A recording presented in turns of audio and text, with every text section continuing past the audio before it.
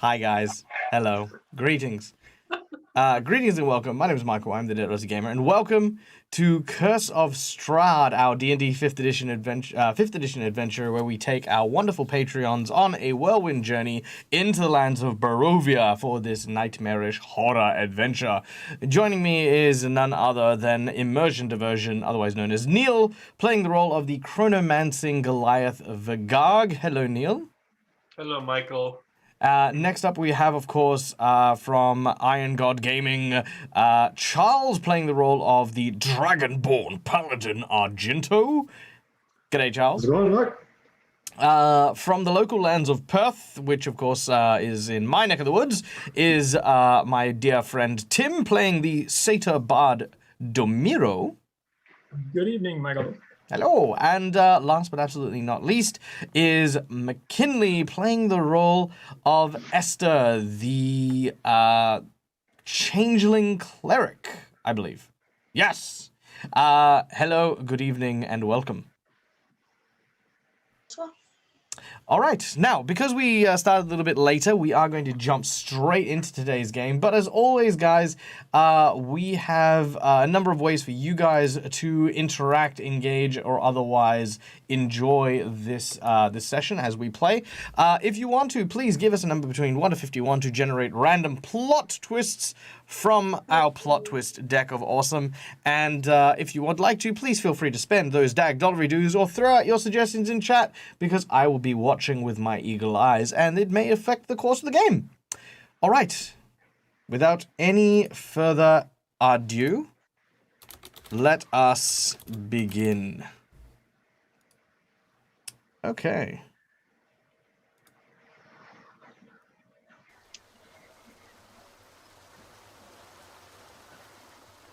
Our journey begins where we left off last, amidst a raging waterfall in the heart of the Barovian countryside. The Tsur River that leaks into the pond below coalesces here between two large ravines. A bridge spans the epic expanse between the two ridges, and our heroes find themselves therein, crossing the bridge, in hot pursuit of a large, rotund man who is currently escorting a young girl who our heroes have identified as none other than Arabella, daughter to the Vistani chief, who was recently proclaimed as been kidnapped. This large gentleman, who they know nothing about yet, has several guards who are helping him retreat, and in their company as well is a large ogre by the name of Pigsy. It is here amidst the battle that we commence our adventure. With the ogre growling and snarling at, of course, our dear group. Some have made their way past, some are still trying to get past the ogre, but most importantly, Vagag is in the water. I am in the water. By choice. By choice. By choice. All right. I had a plan, and then Argento I saw just kind of amazingly jump over the troll, and I'm just scared the ogre, and I'm just like, I should have rethought this. But yeah, I have an idea, but let us go on. All right, let's find out what that idea might be as we begin our initiative with Esther. Esther, you have managed to sneak your way past the large ogre who blocks the others along their route. What do you wish to do as you see Argento's horse leaping past him? Okay, so we've been able to hear some of what the girl and the man have said, right? You haven't heard much of what they've said. The man seems to speak with her softly, almost like a parent, you know.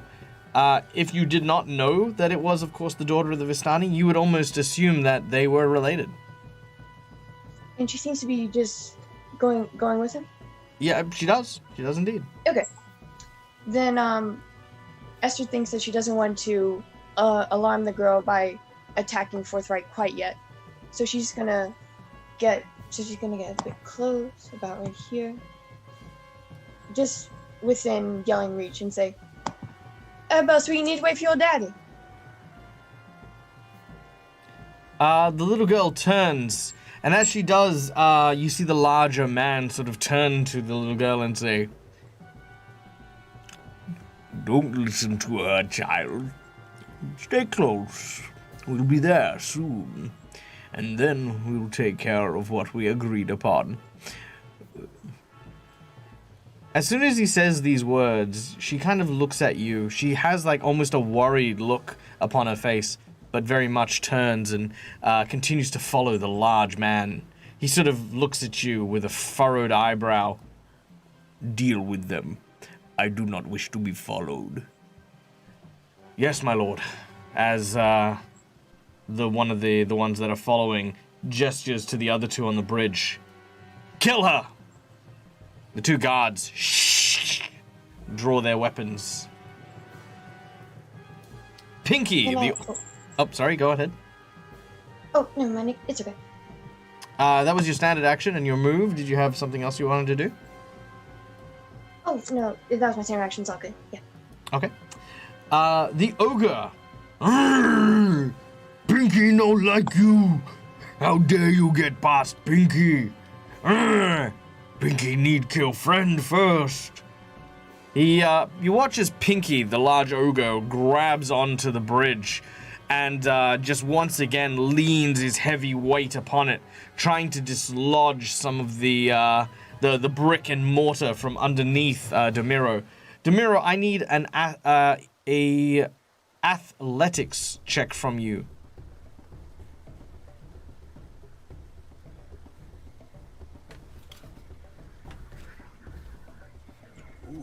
All right.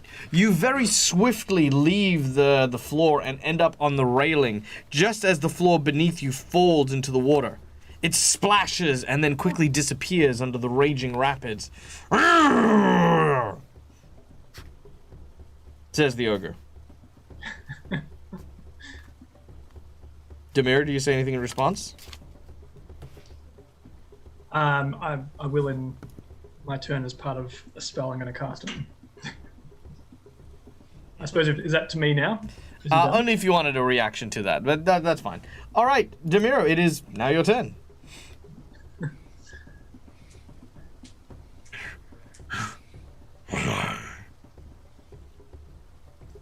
What was his name? Pinky. Pigsy. Pigsy. Pigsy.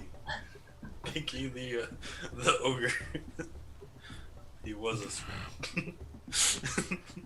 Now, Pigsy. Why so unfriendly towards people?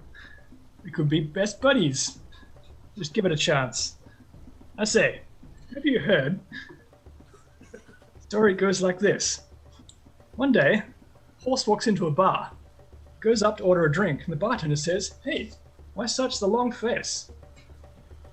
Pigsy stops for a moment. He thinks about it. And as he does, a smile creeps across his face.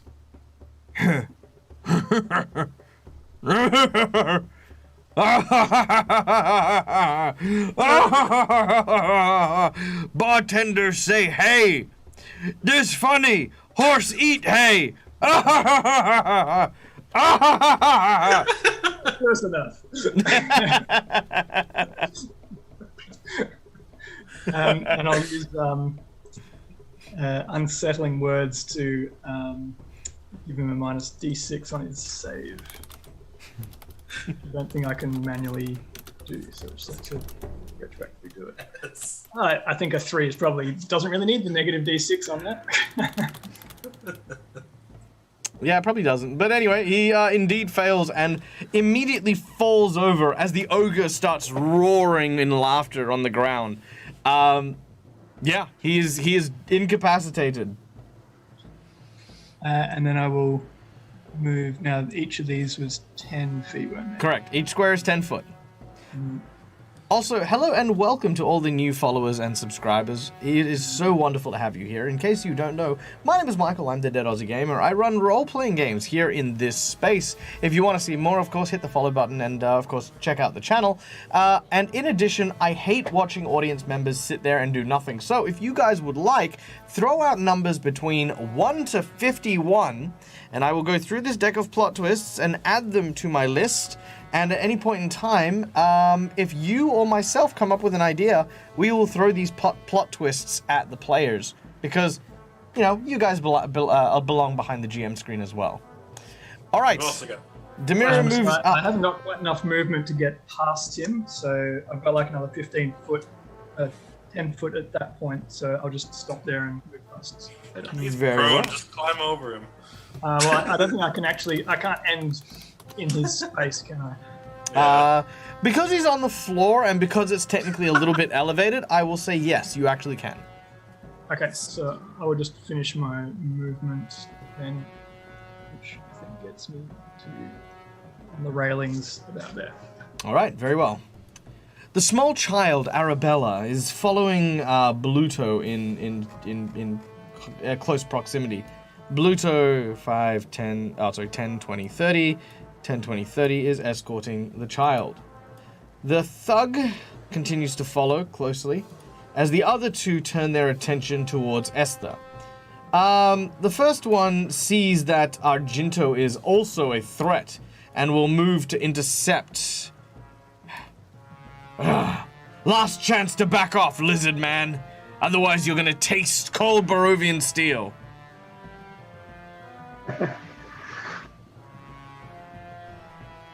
I love a challenge.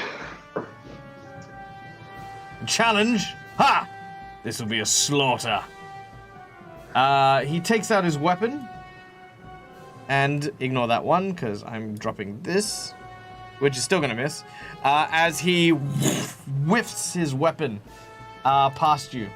The second moves towards Esther. And says, well, you heard the boss. I'm sorry, miss. Try to go to sleep. As he swings. Esther, as he does so, you have a reaction that you may take for free. You may attempt to either knock him prone, disarm him, or otherwise just evade the attack. What would you like to do? So, if I knocked him prone, would I be able to just go past him? Yeah. Okay. Then I'm gonna try to trip him up then. All right, make an athletics check as you attempt to trip him up. Okay. Ooh, you might do so.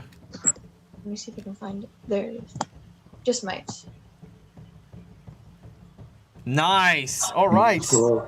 So he overextends as he swings his hand down. You use the opportunity to sort of grab his arm and use his momentum to pull him to the ground. As he falls over, he is now prone. Vagag. Now, for those of you in the audience, Vagag is currently on a small ice raft of his own making, traveling down the river. It is still traveling down the river. 10, Okay. 20 foot. So.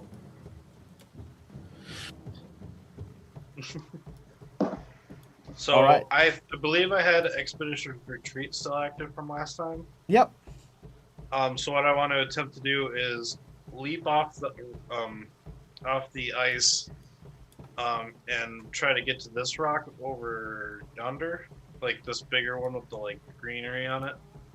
But if I can't make it as an action, I would create another ice block and then kind of use the rest of my movement to kind of move off of it. To Very get well. onto this plant. Sure. Like, rapidly, yeah. All right. Using your momentum, you can kind of see how fast the river is traveling. You will, well, keeping in mind, that is a 40-foot jump if you want to try and make it, which I wouldn't recommend. But Well, I mean, I got the movement and then bonus action for the dash because of the... Yep, but you'll still need to make it in a single jump, unless you create the walkway, which you can absolutely do. So aiming your Okay. blast a little bit further north of where you currently are, you begin to, once again, create a platform of solid ice. What spell are you using? Shape water. Yep, shape water, and you create yet another landing. Okay. All right. You may now make an athletics check to jump upon this other shard of ice. And if you succeed, I will allow you a third. I don't have inspiration either, do I? Nope. Nope. There's a splash gosh. sound. I think you're too far away for me to inspire you. And all right. Oh no. Okay. At this point, at this point, we're gonna play our first plot twist card of the day. Lost. The point of no return. Uh-oh. Uh-oh. So, bye. As Vigag is carried away by the current, you see him slowly disappear under the roiling waters. Oh my Next God. week, the gag. I thought it would work. I regret nothing. All right. God, stop playing in the river and get up here. You call out to the raging rivers as they churn and broil, but you do not seem to see Vigag anywhere in your line of sight. You look on the distance. He has not come up for air. Oh my goodness. All right, Argento. Yes. Yes. He probably sunk to the bottom. He's made of stone as well. Okay. All right. Well, after seeing Pagog disappear a little bit there, I'm a bit, concerned with Pagog, but there's matters at hand here in front of us, I think, I have to address. So I believe I'm within 15 feet of both of these thugs here. If not, I'll move to within 15 feet and I'll use my breath weapon on them. So that'll be, they have to make a constitution saving throw of, I think it's 12 or more. And then the breath weapon will do damage, 2d6 damage if they fail, or 1d6 if they succeed. Let's see, where's my 2d6? So I'll have to roll it in check because I don't have a breath weapon roll. 5, 3. Michael. Don't worry about the +2. Yep, no worries, no worries. So All 8. good. So that is 3 points of damage to Thug 2. And roll one more if you can. Yep. Let me move my guy sort of closer to both. And then one more. No, it's 2d6. That's right. And that's 5 to the second one. All right, done. Okay, this roaring blast of breath streams out of Argento's mouth and engulfs the two.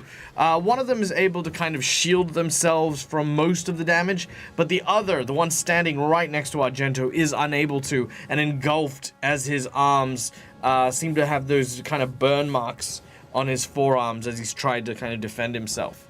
He looks to you, smoldering eyes filled with hatred, and says, "Is that all you got?" That's just a start. I love it. All right. Esther, it is now your turn. Okay.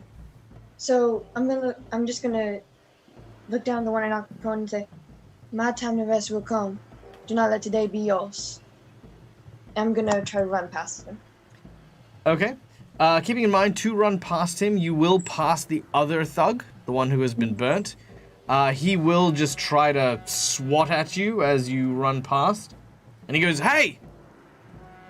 Whether he will succeed is... Oh, okay, there. He manages to clip you in the back of the head for 5 damage as he hits you, but you do manage to make it past and onto the bridge. All right. Do you wish to keep going? You can obviously use your standard action to also move again. Sure. All right. Sorry. Move another 30 foot. I think, or no, we'll be further back. All right. No, right here. There we go. Very nice. All right. The ogre is still roiling and laughing. Oh, hey.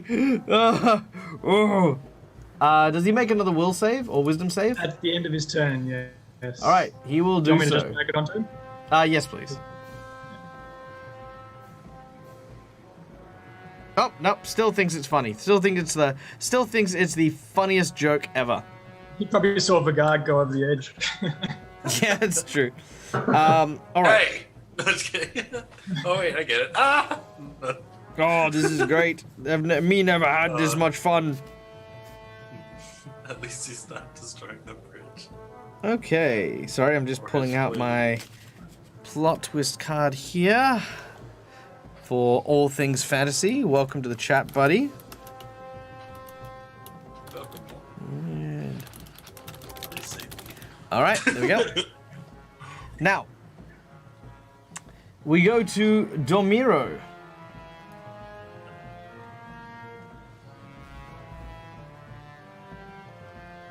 Um,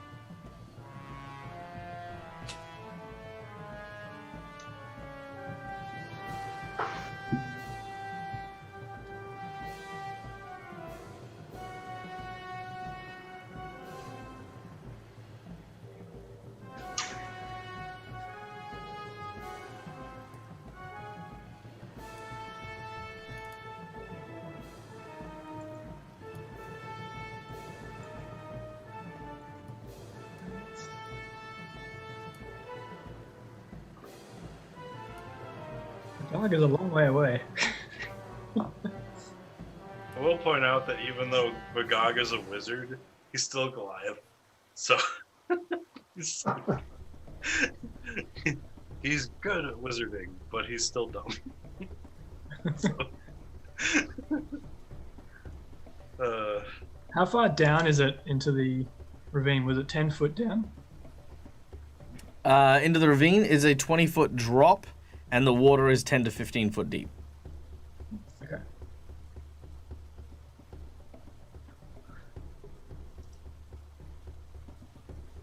Um, I have no idea. okay. I'm going to head over right to the edge here Oh, jeez. and swing out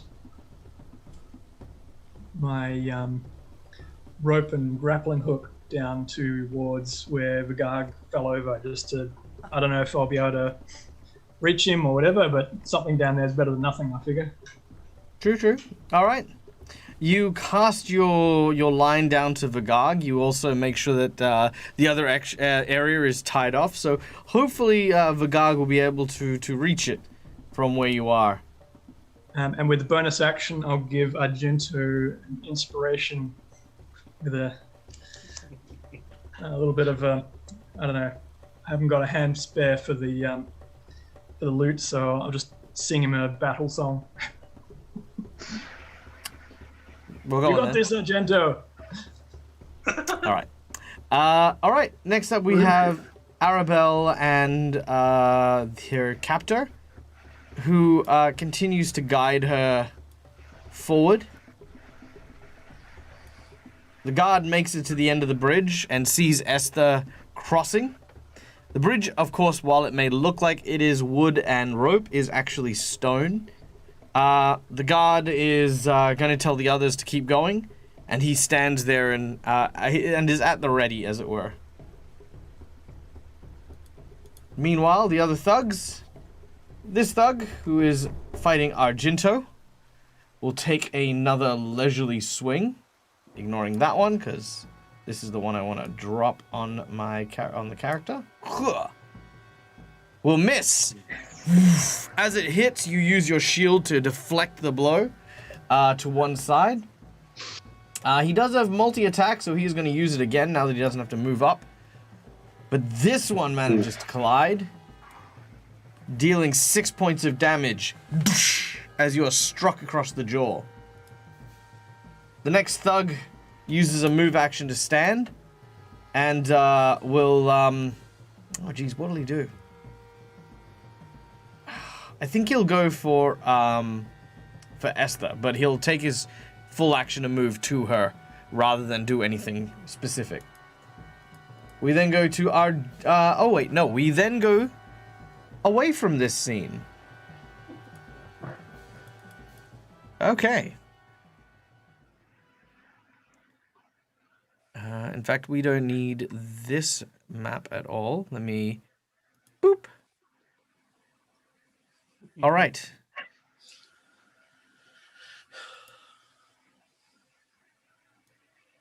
Let me paint a scene here for you. Beneath the roiling waves, Vagag, you are pulled along the floor of the riverbed. You bump into various rocks, cram yourself against these muddy little alcoves as you try to reach and grab things.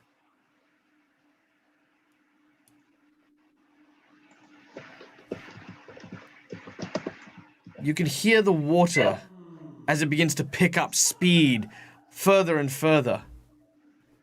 And voices start to fill your head.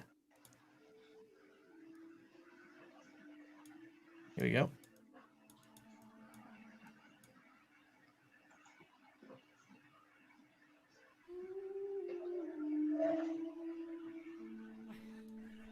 Even underwater, the sound permeates in your ears.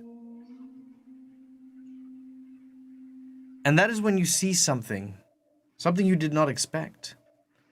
A beautiful, turquoise-skinned elven woman swims beside you. She looks into your eyes with these thick, very bluish eyes and smiles with this soft and very, very delicate, wispy, alluring smile. Vagag, what is your reaction to this? Oh, my reaction is I kind of reach out because seeing as, you know, I'm traveling through this current, I don't know what to think, so I'm just going to reach out towards her. Try to touch her face.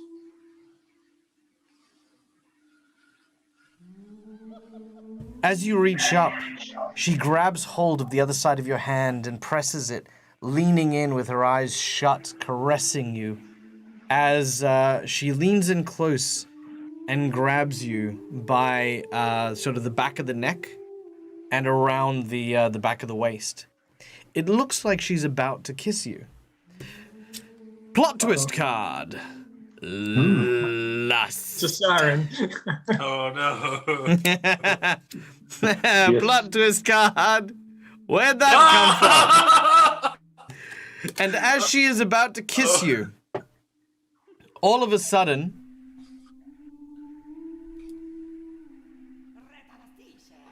her mouth opens and you can see teeth like anglerfish opening and filling her jaw as she turns to lay a clamp upon poor Vagag. All right, Vagag, you are now in an underwater encounter with a, yes indeed, siren. I was hoping that just as she was doing that, a grappling hook would sink down and boonk. Just knock her out. Perfect way. No, not quite so lucky. All right, let's get Vagag and the siren onto the map here. So Vagag, I'm just gonna put you here just for posterity's sakes, along with the siren who is There's two of me. Who is now there. So that is what's happening over there. All right, let's get some better mood music here, shall we? Beautiful. Ooh.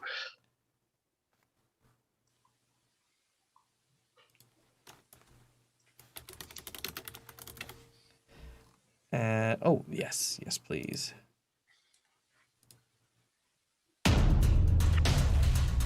Whoa! We haven't got the map back on Twitch yet. Oh yeah. Boop. There we go. All right. So, again, keeping in mind that is not where Vagag and the siren are, but you know, just so that we have them Down there. below. All right. We then go to Argento. Yes. So, question: can I move around this thug without giving him any kind of advantage tax? Can I move between him and the bridge, if possible? The bridge where Esther is. Yes, you'll only provoke if you move away from him. Okay. I basically just want to move around him, so I'll move basically here on this side. Yep. Still within range to fight. So then I will look at him and say, as I grab my chin and say, "Oh, it is my turn now. I want to use Searing Smite as a spell, as a bonus action. So this will give me extra damage if any attack that I make. So I need to cast that spell, I guess. All right, please do so.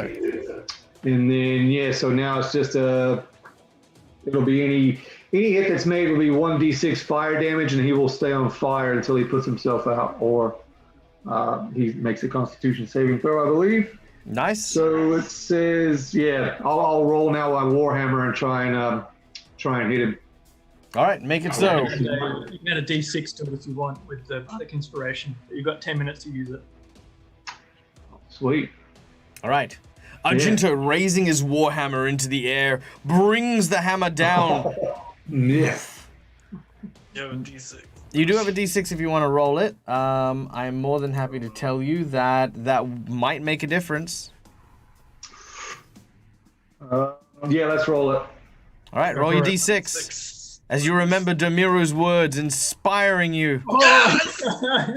You do indeed hit. Yeah. Yes. All right, so the damage is 1d8. Yep, roll it on the thug. And as you do so, this glowing light...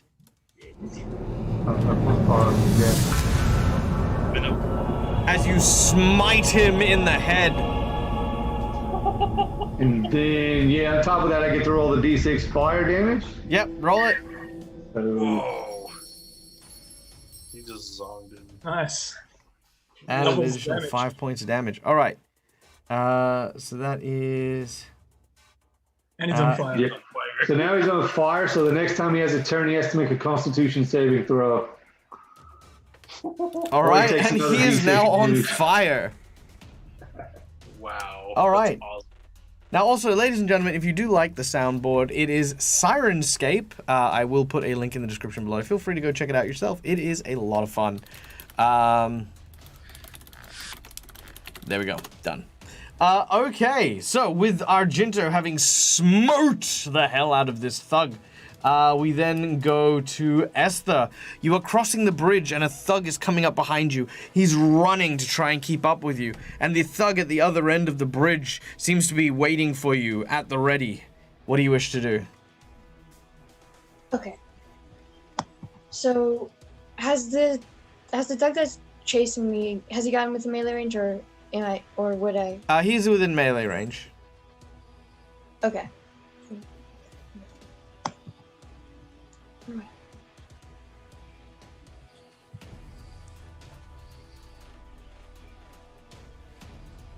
Alright. May I disengage? You may absolutely. You turn and you kind of focus on what you're doing. That little girl needs help. You pull yourself away from defending against the guy chasing you and sprint. You may move 30 foot, and then you may move another 30 foot if you wish to keep running. Kind of. 1, 2. Is that right? Is Yep. that too much? Nope, that's Alright. perfect. All right. Okay. Okay. With that said, the ogre continues to roll on the ground, laughing. Oh,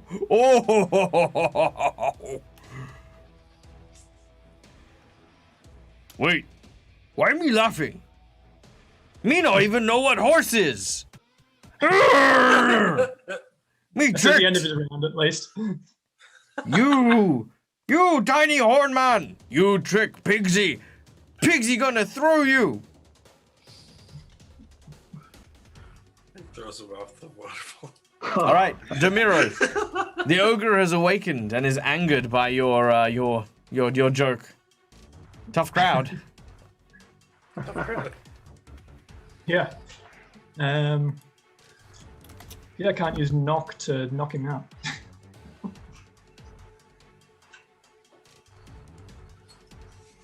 Let's see.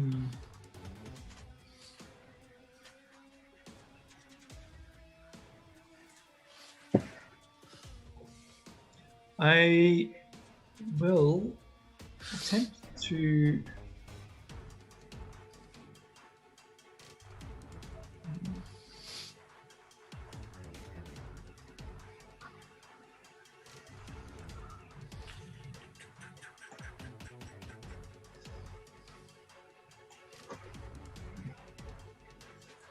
I'll attempt to put him to sleep. You'll attempt to put him to sleep? Yes. All right. Oh, stop laughing. Since he's on the ground anyway, it's like, oh, now, Pigsy, calm down. Why not have a nice nap? Rockabye ogre on the stone bridge.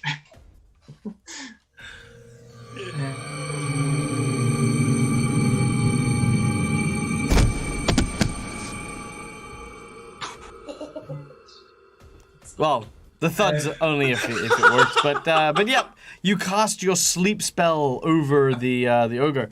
Whoa. Doing it at second level, so I'm adding an extra 2 of those to it. Wow. Like how you made him laugh so hard he became exhausted enough to fall asleep. He walks towards you. And as he does, he reaches up with this meaty, clawed hand, and as he's about to swing it down, you start to sing a bit quicker, and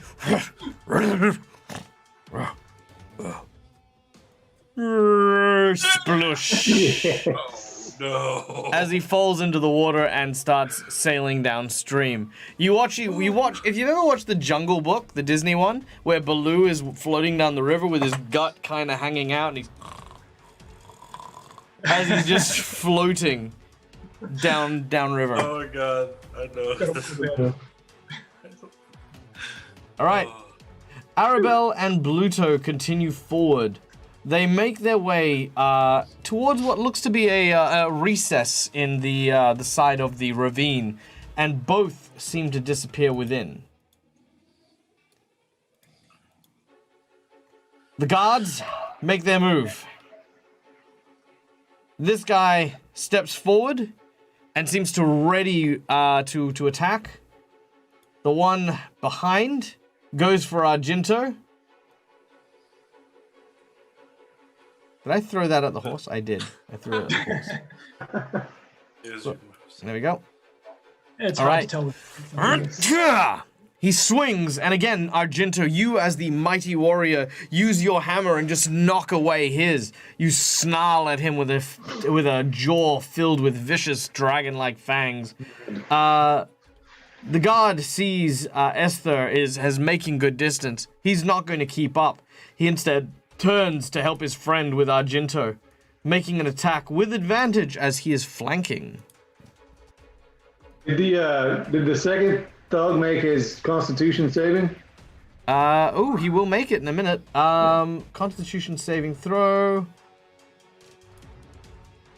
That Missed thug. advantage. Nice.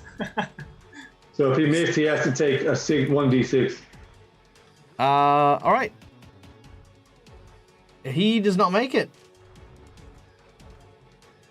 Nice. Also, that should have been at advantage, not disadvantage. But that wouldn't have made a difference. All right. Yep. Okay. So he fails and takes 1d6 points of damage. Roll your d6 if you'd be so kind. As you fend off yet another attack. The flames lick high. And he yells out, "It burns!" All right, Argento. Yes. All right, so now that Thug, I guess it's Thug 3 has come along, I still have the Searing Smite because it lasts for a minute. So I'm going to attack the one that just tried to attack me, the one on the bridge. Mm-hmm.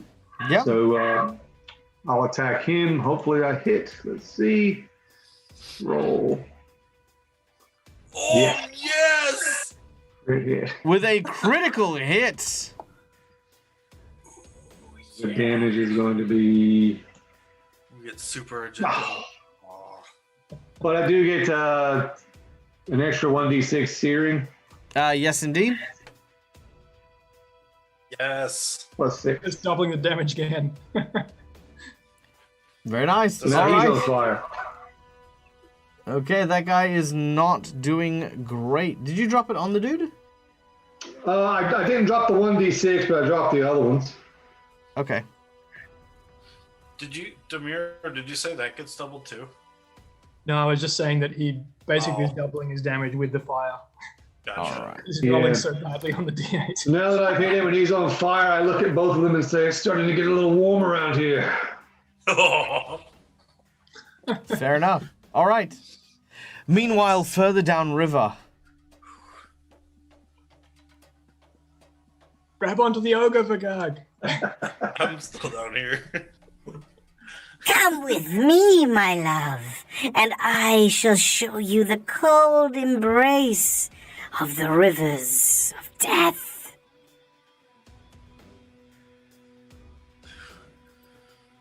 Vagog, do you say anything? I just say, I can't, I'm underwater. You can. Yeah, that's true.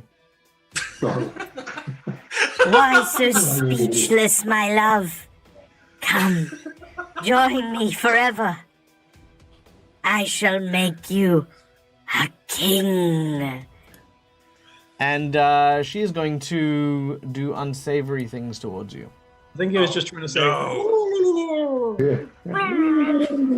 All right. because I lose air. Wisdom saving throw. Let's make it. Here we go. I think I Vagog. I do get advantage on that. Oh, you got advantage? Well, that's fine. You succeed on that as the siren song seems to not shake you, Vagog. It's You just managed to stave it off. It is now your turn. What do you wish to do? Was my hand still on her face when she pulled it close? Like, when she turned back, is it still on her face? Yeah. Shocking grasp. Shocking grasp. In water. All right, make your attack. Well, Bang. Ooh, doesn't that turn into 19. area effect underwater? Yep. I All right, don't know. deal your damage. 1d8 lightning. 7 lightning damage. All right. As this happens, you reach out as Vagog is underwater. You begin to channel your magic, and all of a sudden, from the palm of your hand, you hear this lightning begin to crackle, and then as you touch the siren in front of you, Vagog is suddenly electrocuted for 7 points of damage as well. Ouch. All right. Ease yourself. Esther, So I gotta you're make on a the con bridge, save. and you kind of overlook at the river, and you can see there's just these glowing blue lights. Okay, I missed. There are just these glowing blue lights around. In the river? Okay. So many things to focus on. Okay. One second. Like what? People are Electric drowning, eels people are on fire, there's an ogre floating downstream. Okay. This game is everything. Seeing that they're going, I guess they're basically aggroing on Argento. I'm just going to, would I still be in range for him to hear me? 60 feet. Should be able to hear. Okay. Then before she does anything, she's gonna call that, Argento, you need any help or am I good to go? I just wave at you and say, go. I have this. Okay. Then I'm going to rush forward. I'm not gonna, well, let's see, I saw that he was trying to get something ready, so I'm gonna stay about right here. And I want to cast Guiding Bolt at Thug 1. Ooh. I think that's Thug. Is that Thug? That's Thug. Yes. All right. You raise your hands and begin to gather your magics. What does your magic look like? So for Guiding Bolt, let me make sure I have it right. So it's a flashlight. It's a long streak. It looks like purple lightning almost. Coalesces around my hand and then shoots out. All right. Sure enough, that is precisely what happens as you begin to gather the energy in your hand and launch it forward. Okay.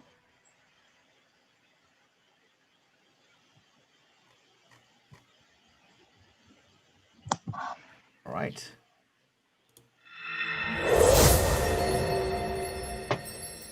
Your guiding bolt strikes. Deal your damage. Okay. Oh. Ooh, damn. Nice. Very nice. All right, 17 points of damage. The thug takes a pretty heavy hit, and as he does, he says, "Oh, spellcasters. I hate spellcasters." All right. Hate them. The ogre continues downstream, and as this happens, I need a perception check from Vagog. Actually, no. What's your passive perception? 10. Yeah, you don't notice. Your passive perception, my dear, is also 10. You don't notice. Yeah. All right. Make a strength saving throw if you'd be so kind. Okay. 20. Nice. All right. You suddenly see tumbling down the river is this huge ogre. You manage to see it, but the siren does not. As you kick away from her, you sort of plant your foot in her stomach and force yourself backwards, just as the ogre rams into the siren, who does not have enough time to get out of the way. You hear her as she goes,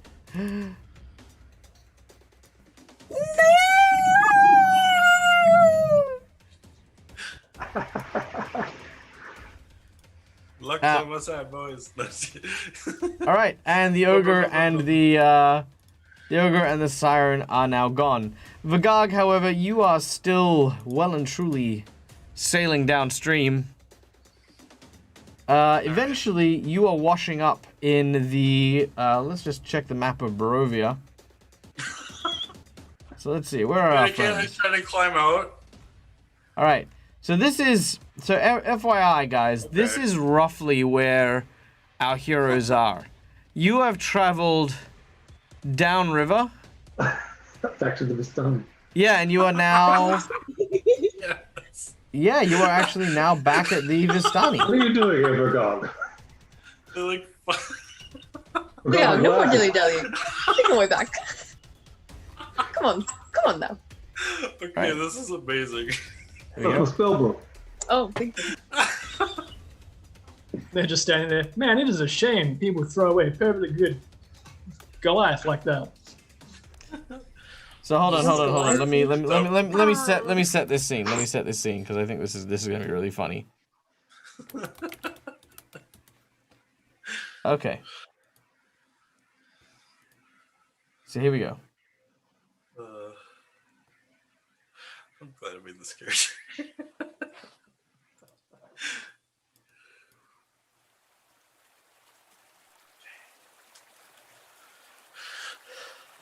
There we go. Perfect.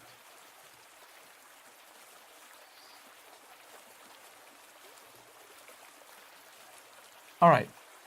The waters from this stream cascade very gently past this Vistani camp. There you could see a number of the Vistani, including Esmeralda, sort of thinking to themselves and wondering, you know, those four strangers who walked past. Yes, what about them? It seems as though they're really interested in that little girl. Oh, well, if the lands are anything to be worried about, that little girl will be just fine with such strong people chasing after them. You see the ogre. What was that? Sleeping. I don't know. Big ogre-shaped rock? And they're like, yeah, that happens. One of them grabs some bait from their tackle box, puts a worm on the end of a little fish hook. Psst. Ow! They start pulling in Vagog. Vigog is dragged onto the bank. What do you make of that? Vigog-shaped fish? Vigog-shaped fish. Vigog, what do you say as the Vistani pull you out of the water? I just kind of shoot the water out of my mouth, water fountain up. I'm not a fish. I am not a fish. I am a Goliath. Then I try to stand up, but waterlogged. It's toppling a little left and right. Just oof. But where are your friends? I just point upstream still. I need to go meet up with them, possibly. Or Are you certain? Yes, they had it under control. I thought I had something. I'm gonna go Oh, try to okay. meet up with them. They say, oh, okay. Realizing you were talking about meeting up with them and pointing at the river, they grab you, one by the arms and one by the legs. They then, What are you doing? 1, 2, 3, What? and they throw you back in the water. Can I resist? You didn't realize what was happening till you were midair. Okay. Ah! And down the river you continue. No! Oh, All right. And so continues the journey of Vigog. No! All right. Does he pass a goblin body? Do they just pass each other? Maybe. All right. Meanwhile, No.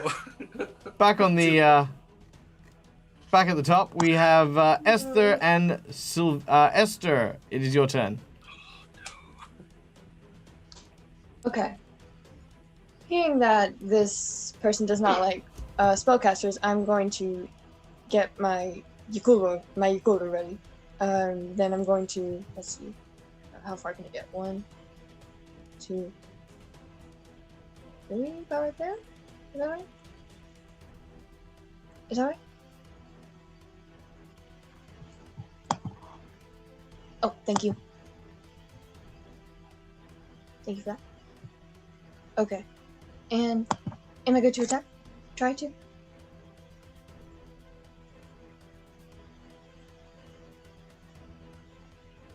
May.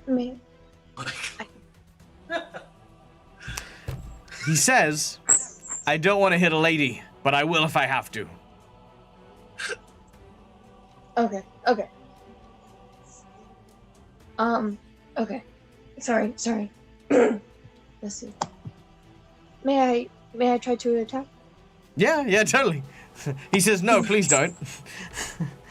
No. You wouldn't hit a man with glasses, would you? Smash. Oh, you hit a man with glasses. Touche. Take your glasses. All right. The thug dives to the side and avoids Esther's attack as she swings with her. Sorry, how do you pronounce it? Yakulwa. It's like a tiny spear. Yeah. As you thrust it towards him, he manages to avoid it. As we then turn to Demiro, who is sweating bullets, having just narrowly missed the ogre collapsing on him. But no time for the rest, as Argento seems to also be in trouble.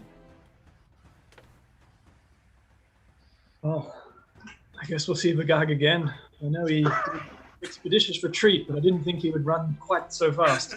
yeah. God. Well, pretty you- much all you guys saw was him casting a spell on the water, jumping onto a bit of ice, then creating another block of ice, but then literally just missing the jump between one to the other, sort of smacking into the ice and then falling into the water and then rolling downstream. He'll be fine. I will bonus action healing word on Argento. You do so as you speak your silvery-tongued words. He is fully healed. Argento, your wounds stitch and mend. You feel the flesh in the wounds start to debruise, as it were. And you are now in fighting form. Yep. And try to remove this thug from him.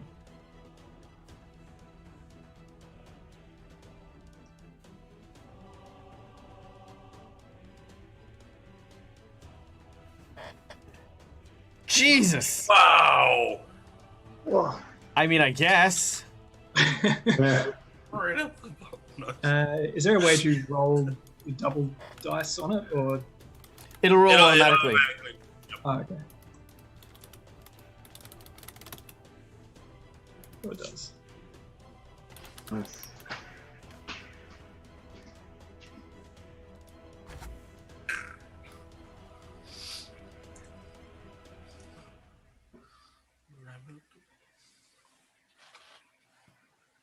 Okay. As it takes 8 points of damage, that thug is not looking stellar.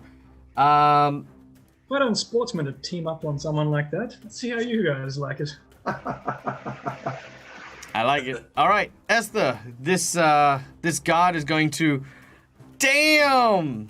There's a reason why he stood behind. He's the mob boss, as it were, as he swings his club hard and hits Esther.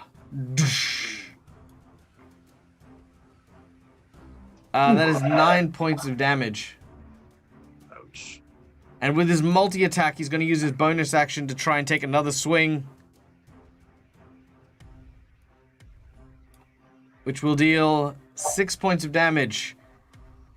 He says, "Now I'm warning you, back off." You hear his voice trembling a little as he tells you this. You kind of spit out a bit of blood as he's hit you, but other than that, yeah, the other two thugs make their saving throws as they attempt not to burn alive. 17, he is okay. The first guy, he says, "You backstabbing, take this." "Yeah, finally I hit something." As he uppercuts you with his mace, it hits you in the chin, knocking your head skywards. He then uses multi-attack to do it again, but misses. The third thug. Knocked me into a matrix stagger. Yep. The third strikes you in the jaw. Argento. Yeah. 3 damage. Also, I forgot that these are at advantage because of the flanking. Yeah. Didn't he attack me, or does it not matter? It doesn't matter where. It's just the positioning. Okay.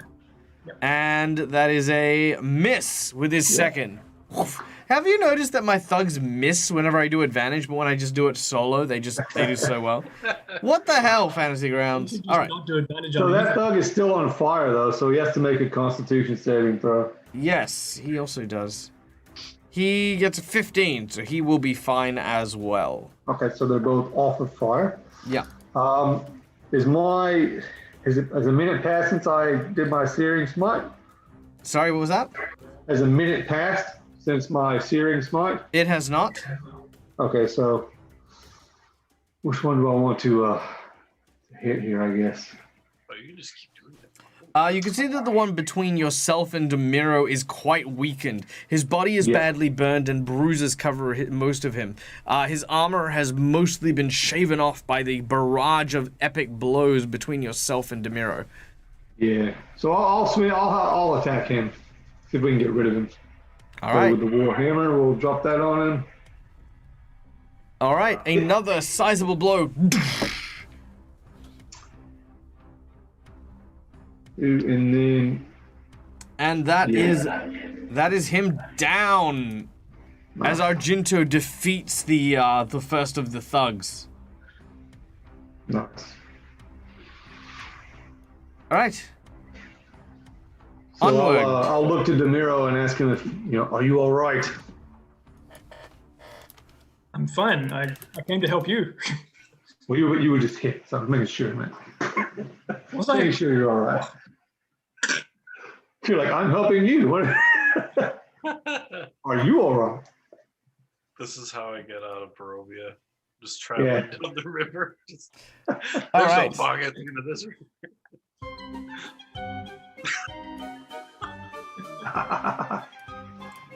Thanks, Michael. You're welcome. End up back at the starting town. All right. Hello, brave adventurers. I have a quest for you. I already accepted the quest. All right. We watch Vigog as he makes his way across the river. Make a athletics check to swim. Actually, no, sorry, you're back here. What am I doing? Oh, okay. Yeah, 20. All right. Ugh. All right.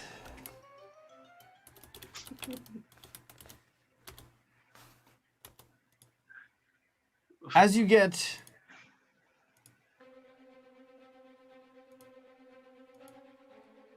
to the pool here, you can see the large ogre being hit by the siren.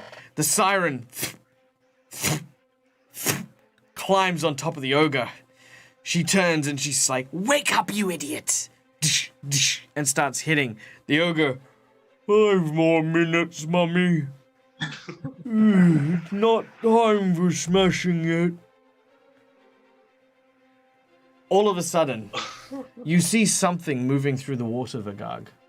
Something large. Something long. Uh-oh. Just when you thought it couldn't get worse. Hmm. You hear a sound nearby. Let's see if I can find that sound. This always happens. Nope.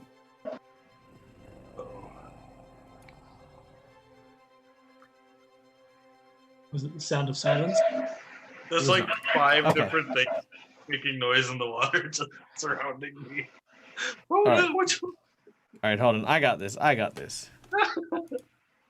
Just run all over again. All right, you hear the following. Oh no.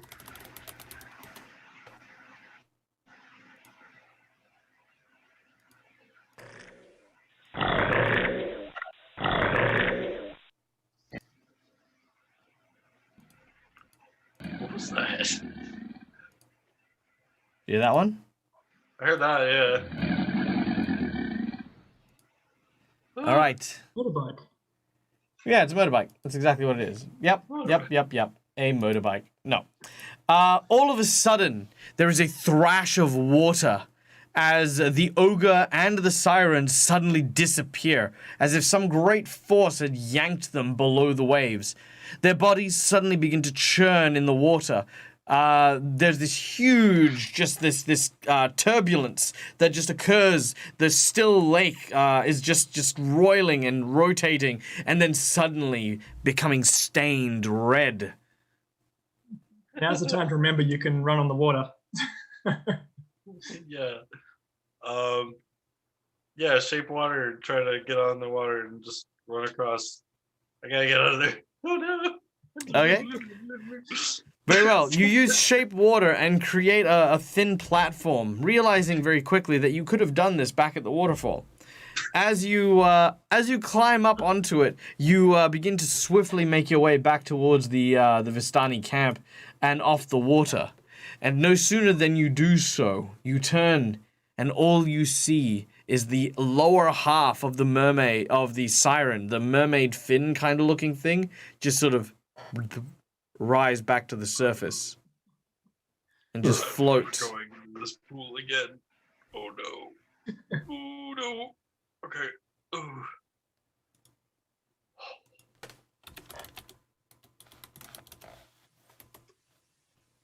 All right. Then I'm gonna head upstream, like on the side though, to try and meet up with them again. But I'm gonna go around the camp so they don't throw me into the lake. Well, they threw you in the lake because you asked them to. I mean, you did. I guess I don't know. All right. Meanwhile, I guess if there's nothing else you would like to do, Would expeditious retreat have ended? 'Cause I can no, recast- you'd still have expeditious retreat. You can still run if you would like. Yeah, I'm gonna run and try and meet up with them again and go up the stream. All right. You hastily Retreat back to the bridge. All right. Back at the bridge. All right. Spell makes me like a monk. Esther, it's your turn. Okay. So after those 2 hits, Esther kind of stumbles a bit and catches herself on the side of the well, not rail, but side of the bridge, and she able to look back and see that one of the thugs has been killed? Yes. Okay. She looks back and then looks. She's breathing heavy. Looks back at the one that she's in combat with. She just holds her hand up shakily and just casts Healing Word on herself at 2nd level. I believe that will provoke if you are in melee range. Yeah. Okay, sorry, I didn't realize. I didn't know that. No, it's fine. He just like, oh, don't make me hit you anymore, please. I don't want I didn't realize. to. I didn't know that. I didn't know about the rule. I'm sorry. That's okay. You can still do it to try and test his metal. Do you think you will heal yourself? Yeah, like play that game like you wouldn't hit an injured woman trying to heal herself, would you? Oh, you hit an injured woman with an injured woman. Just pull the woman up. Pick up. No. What do you want to do?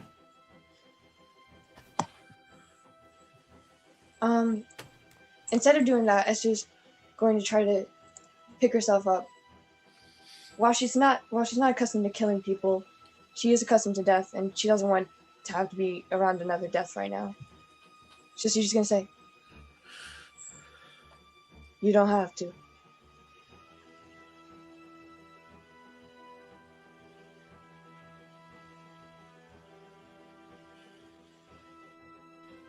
Do you do anything?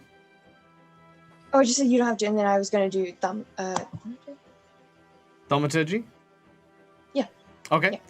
Yeah. He seems to relax his stance a little bit. You get the impression that at least this thug in particular does not wish to bring you harm. But then you cast Thaumaturgy, and let's see what happens at this point. Oh, wait, I'm so sorry. I keep forgetting. No, I don't. I keep forgetting that I don't. I'm so sorry. No, that's fine. Well, what do you want to do? Do you want to do anything, or do you want to just sort of hold him here? At the moment, I just want to see what he does for a second, she can't exactly take a stance, but she's just sort of holding herself up, trying to defend herself. Trying to look strong. Yeah, sure. He kind of respects that as he kind of looks to you. Demira, it is now your turn. There is only one thug left on your side of the river.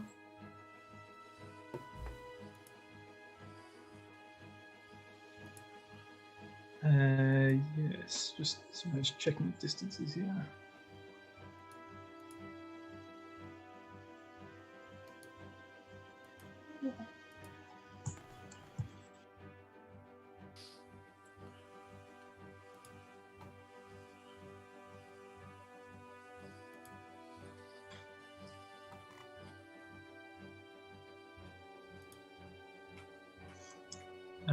Okay, I will join Argento to that guy. Unfortunately, Esther is a bit far away to reach this spell at the moment, but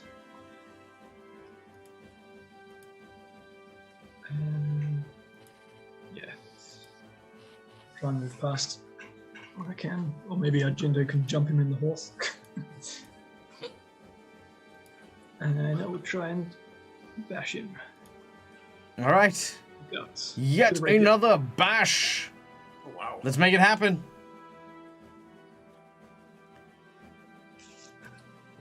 Whoa. All right. Unfortunately, it does not bring him to his knees, but he is, of course, massively injured as your blow stabs him in the chest. Out of the way, you! Yeah. The first thug, who is over by Esther, rests his arms. He says, "You best be getting on. Men, Man! There's only one dude left. Pull back! The other guard, injured, much more than his counterpart, breathes heavily. He disengages. 10, 20, 30. 10, 20, 30. As he starts to run back. Argento, you see him trying to run.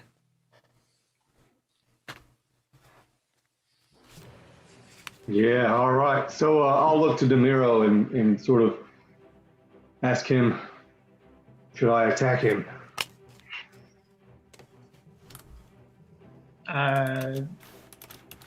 There's more pressing matters.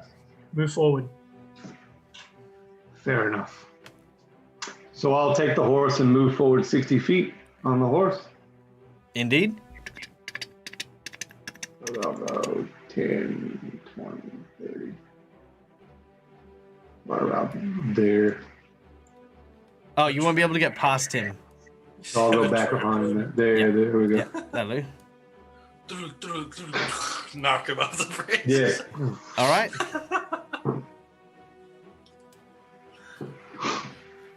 Anything else you wish to do or say? I'll just yell at the first dog to get out of the way. But yeah, that's pretty much it. All right. Fair enough. I think you've still got an action. Yeah, you still have an action. What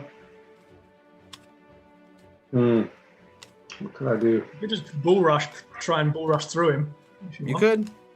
Yeah, let's do that. Let's try and get through him. Try and get past him. All right. Make a opposed strength check. How do you do that? Just strength or what? Just your strength, yeah. And you can get a +2 for. Sorry, you get advantage because you're on a horse. Okay, let me redo that then. Advantage.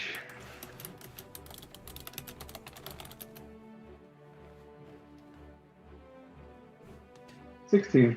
All right, 16 versus 13. You bowl this guy over. He's going to make a dexterity saving throw. He does not make it as he falls into the water and disappears before going over the waterfall. All right. That is all. That's it. All right, Vigag is on his way back. Esther. The man in front of you is, you son of a... And he seems to be directing his anger towards Argento. As we play Wrath. This particular individual is going to be getting a very particular boost. What he does is he says, you'll pay for that. You'll pay for that. Urgh! He reaches into his pouch and draws something from inside. You can't see what it is, but he holds it in his hand. Esther, it's your turn. Okay. Maybe it's just change for when we pay. Can I try to get a read on him? He is definitely full of anger. He called the other ally to retreat, and Argento charged and knocked him into the river. Probably to his death. To be fair, he fell. Yeah. He did fall. I did tell him to get out of the way. Also, to be fair, you did tell someone on a very thin bridge, while riding a horse at full speed towards them, to get out the way. That's like, someone being on some train tracks with their foot stuck going, get out the way! He had a choice. He did. Unfortunately, one of those choices wasn't having his initiative slightly earlier. So You anyway. didn't have to oppose the bull rush, so you could have stepped aside. Yeah, and then fallen off by choice. But the bridge is 20 foot across. No, it's 10 foot across. On the map it's 20, because each square is 10. No, it's 10 foot across. It's just on an angle. Oh, you were saying each. It's fine. It's fine. This again, plot twist card got played, so we're all good. Don't make us out to be the bad guys here. You are bad guys. We are bad guys. Doesn't make me a bad guy. Yes.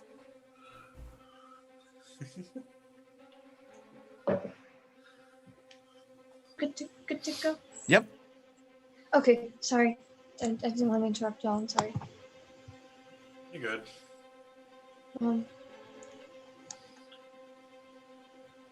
Esther is actually kind of looking a bit overwhelmed, but she's holding herself. She's doing all right, and she looks.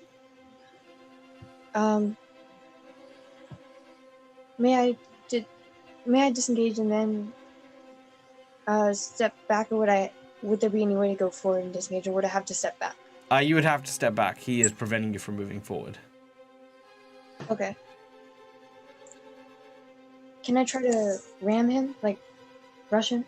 Yeah. You make an opposed strength check if you were to try and knock him either aside or backwards. Do you want to knock him off the bridge? No. Okay. I just want to knock him away so I can get past. Oh, that's a 4. All right, make a strength check. Wait, did it not go? Oh, it didn't go. Okay. Let me try that again. Oh, Wow, nice. you ram him and he slams against the wall. Esther, you can move past him if you would like. While I'm moving past, I just, with a lot of sincerity, I just said, I'm sorry. And she keeps going. All right. Demiro, it is your turn. Double move. Yes. All right. You gallop. And keep up with Vagag. 30, Argento. 40, 50, Argento, sorry. 70. I'm there already, yes. All right. The thug. Not as sorry as you're gonna be. And he thump, pulls the cork on what looks to be a potion. And glug, glug, glug, glug, glug, glug, glug, glug, glug, glug, glug, drinks it. Oh, As he no. does, he cries out in pain and holds his chest. He staggers forward, and as he does, his body begins to glow. The veins around his body begin to ignite, and you watch as these tiny little bursts of fire as he cries out in pain. His eyes begin to glow and brightly illuminate. Hidden Secret is the next thing we're going to play. Whoa. With the catalyst now primed, he pulls out a second bottle. And that is where his turn ends. Argento. All right. I'm going to charge ahead 60 feet.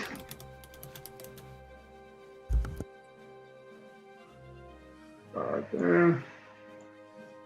And then I will throw my hand axe at him. Find it. Jeez. Action. There we go. Throw one of my hand axes at the guy. All right. Make a before. Oh, never mind. Whoa. Sorry. Nope, that's fine. That was pretty much exactly what I expected it to be. I was gonna say please make an inside check before you do, but you react to just on point. All right. Deal your damage. All right. Like, I need no insight. Argento doesn't need insight. Yeah. All right. I need a dexterity saving throw from Argento and Esther. Ooh. That is a failure and a success. Nice. All right. Ooh. Each of you take 4 points of damage. However, only Argento is on fire, burning as this spray of blood explodes from his person. Nice. Also, I don't know if it makes a difference for you, Argento, but you did a dex check rather than a saving throw. Oh. Yeah. Yeah, I think you're right. I don't think it made a difference. Still gave me -1. Some characters have advantage on certain things. You have a little star next to yours? No, I don't. No advantage. Okay. No. Then it wouldn't matter anyways. Yeah. All right. Fire begins to engulf the thug's body. Do you know explode? Not yet. That's just the fiery blood, as it were, being sprayed from the attack. All right, that was Argento. Vagag, you are still on your way. I'm coming, everyone. Esther, it's your turn. Get there in time.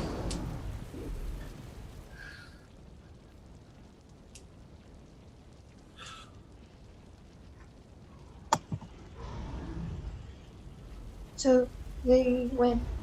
Oh, so they went about here and then disappeared. You could see kind of like a, I'll draw it here. Kind of like a little alcove in the actual ravine that they went through. Which is Okay. there. There you go. Thank you. Yeah, I'm looking rather rough, but okay.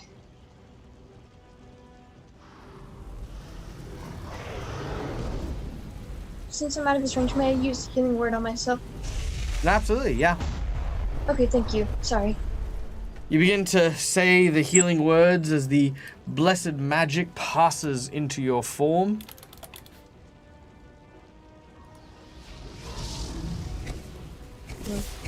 And then take away. Oh. There we go.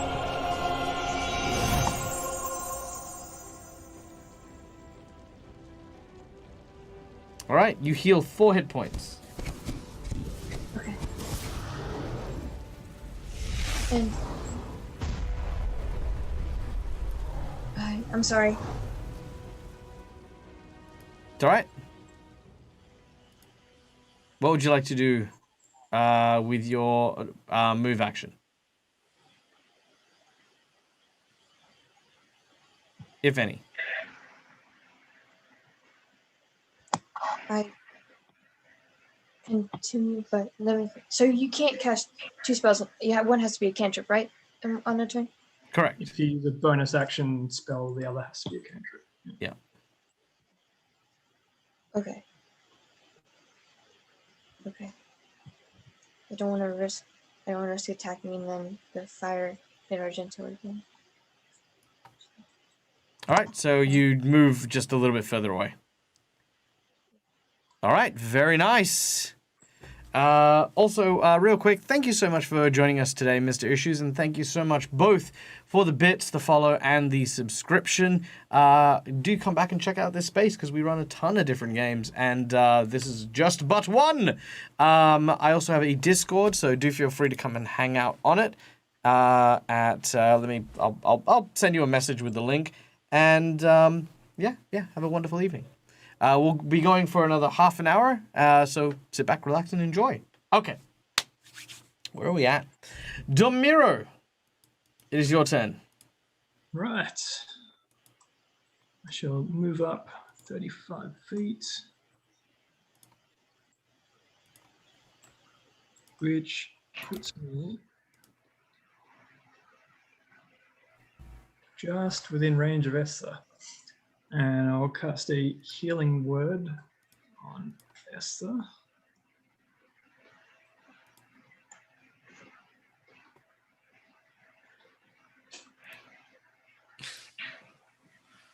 All the healing words.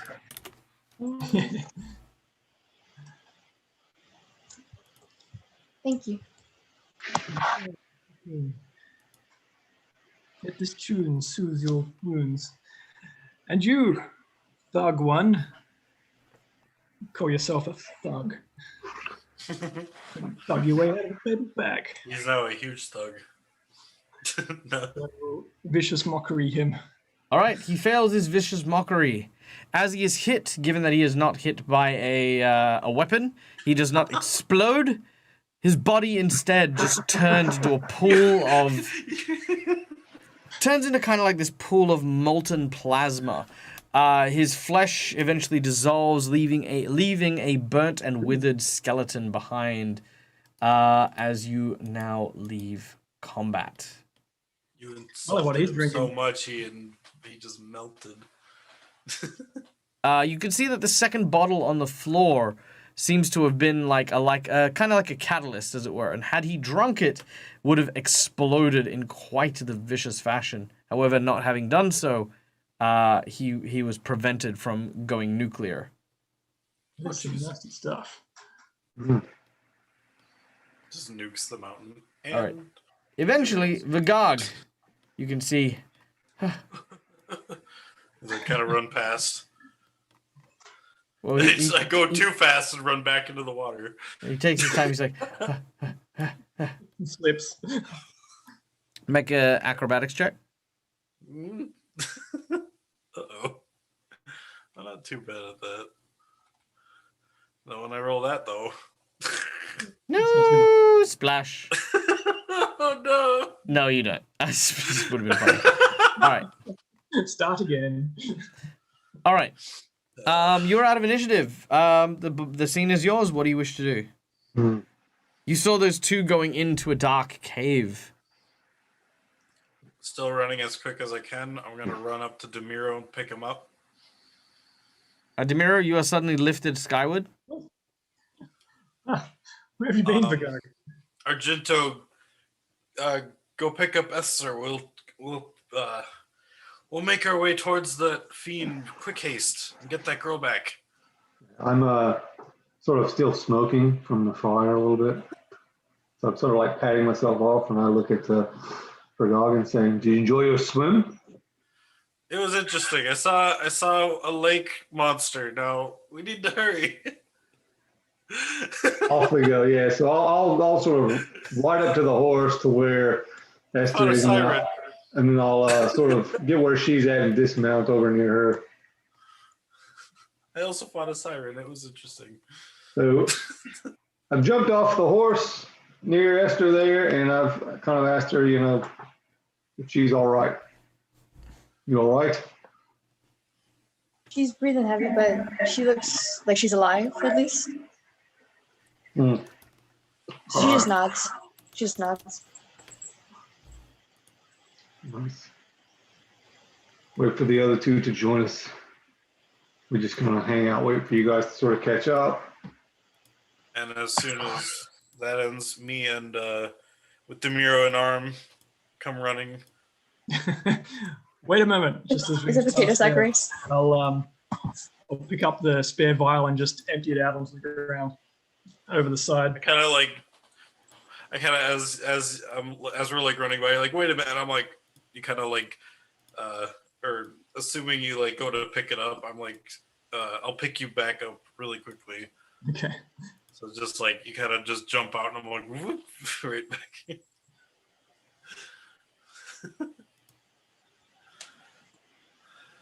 Okay.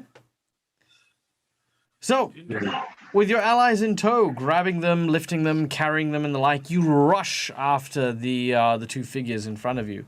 What is your passive perception checks, if you'd be so kind? I have a 15. 10.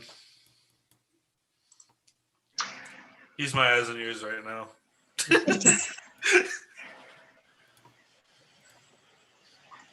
Cool one. Sorry, Esther? 15. 15, 10, 15, and Argento? Yeah. Where do I find that? Sorry. Maybe your wisdom mod plus On 10. the, Yeah, on it's the your main wisdom mod page. plus 10. 11. 11, okay. It's also got it written down on the main page. On the Or I sense. guess your perception. Yeah. Next to sense. Yep. 11. Sorry. It's alright. Okay. You make your way into the ravine and pass eventually through to the other side. You look around and don't seem to find any footprints. Instead, however, you see what looks to be carriage marks that travel further up the road to the north. In the distance, as you climb the rolling hills of the countryside, you can see further up ahead signs of a black carriage. You attempt to keep up on foot, but with only one horse between you, it is a very difficult venture indeed.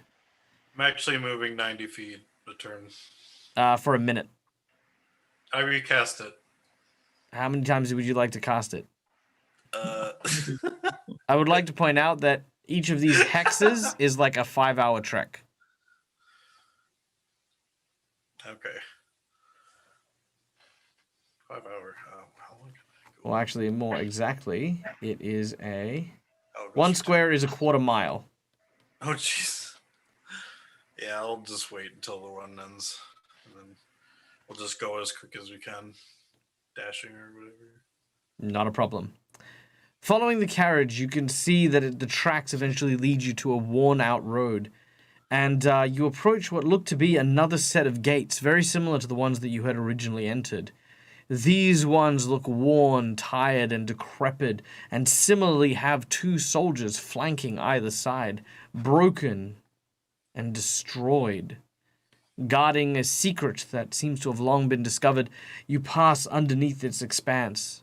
Unlike its previous set of gates, which you found when you entered Barovia, these ones do not slam behind you or invite a unwelcomed mist. As you continue forward, you see the whole rolling hillsides eventually balk, and the only light that remains as the night strikes in its full swing is an old windmill in the distance. An old what? Sorry. A windmill. Windmill. Hmm. Hmm.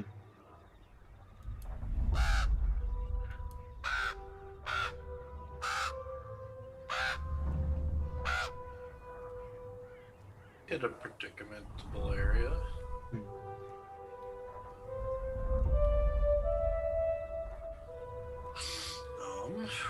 All right. You are here, as it were. Where? Let's use Esther as a marker. Here we go. So about now I look at my stopwatch. What time would it be? It is currently 8 p.m. by the time that you reach here. Okay. As we've said, it's a fair few miles between there, so that's 1, 2, 3, about 4 miles you've traveled, and you were at the waterfalls about mid-afternoon. Okay. And like I said, while you have a horse to carry your supplies, you are for the most part traveling on foot while you only have 1 horse. Yeah. No problem. All right. Again, about a mile or so just away from where you are, you can see the lights of the windmill still illuminating the lower part of this area. What about the carriage? Is it gone? Looking forth, you cannot see the carriage from where you are.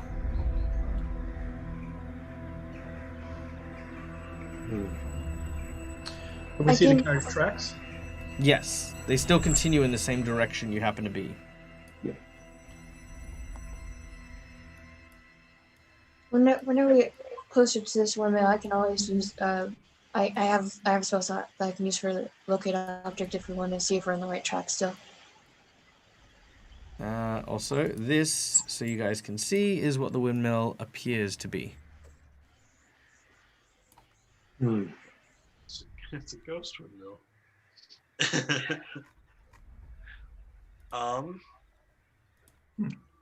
I guess we'll just see. Keep following the So- tracks as long as we can see them, I suppose. Yeah. Yeah. And we're in some pretty new territory. I'm gonna go ahead and cast mage armor on me, on myself. Very well. Okay. All right. What would you like to do then? So we'll keep following the cart tracks as long as we can still see them. Yeah. Not a problem. You follow the cart tracks as long as you can. They do lead down on the road towards the windmill, but veer off to the right. It is now getting closer to midnight by the time you arrive down there.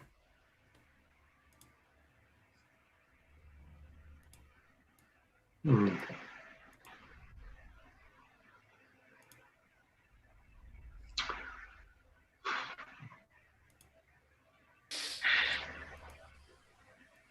Should we head for the windmill? See what's there? Maybe take rest for the night? Or should we keep going? What do you guys want to do? It is getting pretty late. We probably shouldn't be walking around in unknown areas.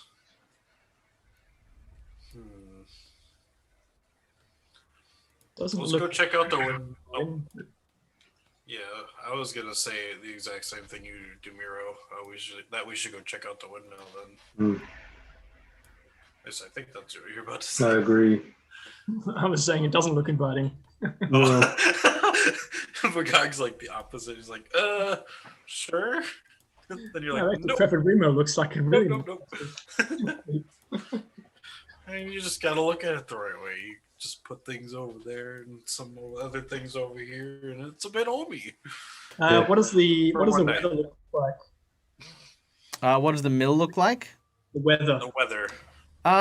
Again, deep and dark rolling clouds sort of boom overhead.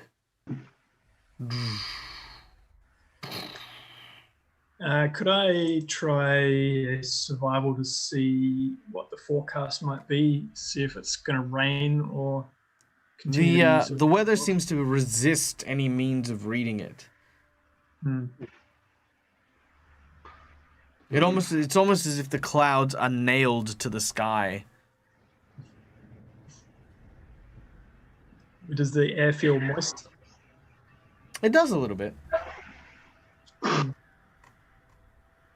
Well, we could rest, but my concern would be that if the tracks are washed away,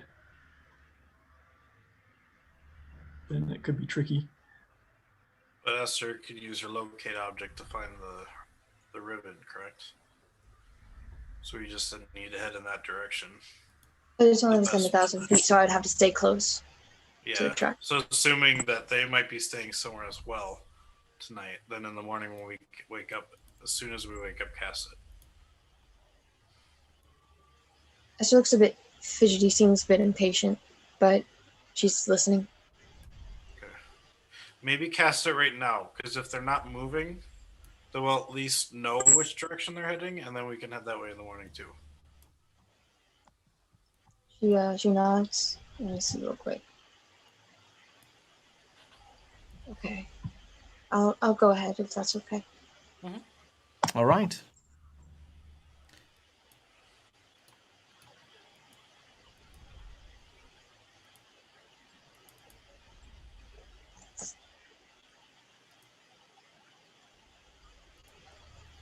Just outside the windmill, our heroes find themselves approaching the large looming structure that stands like a festering thorn, wounded into the countryside here.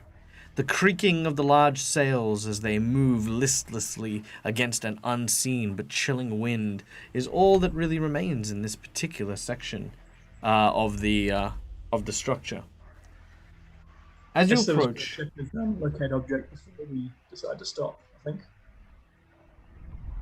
you're going to cast locate object. As you yep. As you cast locate object, you can indeed locate the ribbon inside the windmill. Oh, they're here.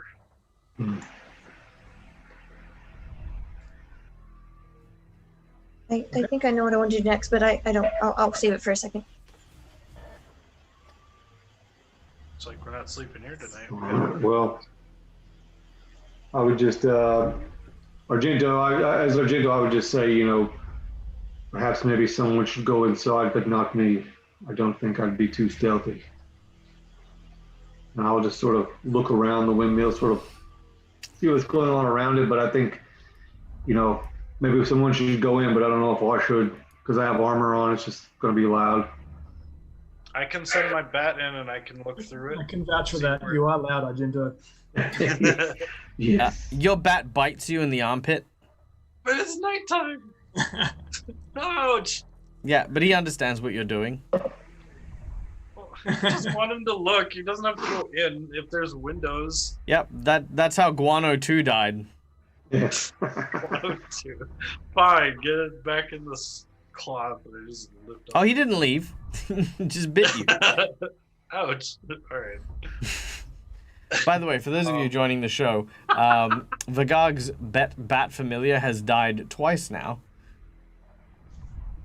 And we have played the canon rule that it has memories of its previous deaths. One might say it is familiar with death.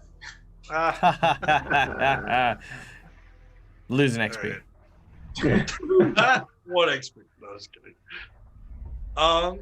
Alright, so I'm gonna have the bat fly up and I'm going to my eyes kind of fall back as my vision goes through the bat. Okay. If Where would you it wanna like look to go? If you want to look gonna into have the it- top of the bat, then I'll go in from the ground. Try and have a look at from the ground level. Okay. Okay. I'm gonna have it fly around, try to look through windows, while at the same time it's just a bat, or maybe stealth checks. Sure. Let me just take a quick look at the window here.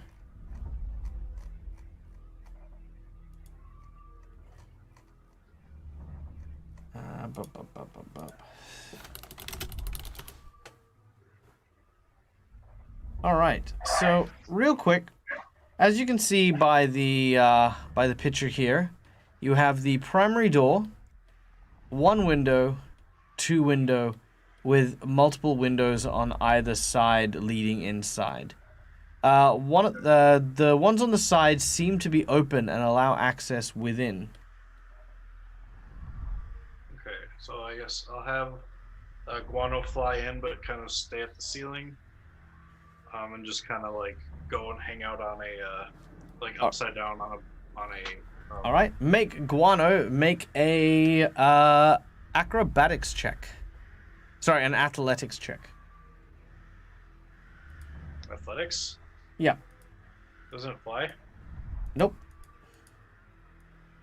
Okay, well it has a strength 2, so I don't know how but I'll do it. 7. Cool. There is something that suddenly wraps around Guano. It feels like a vice squeezing. You look around and you just see a flash of silvery hair before all of a sudden you're plunged into a caustic and boiling fluid. Got cooked.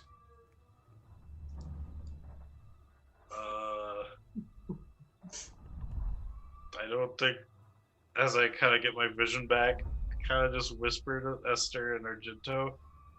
Have you gone in yet, Domiro? Well, hang on. We're gonna have Demira go in before you get back from your vision, but Yeah. Go ahead. but that is Start by peeking through see if I can see anything. I don't know if it's cracks in the door or door keyhole. it's an old and worn door, but the moisture and humidity has caused it to swell, so there's not too many cracks and creaks. It requires a little bit of force to kind of open.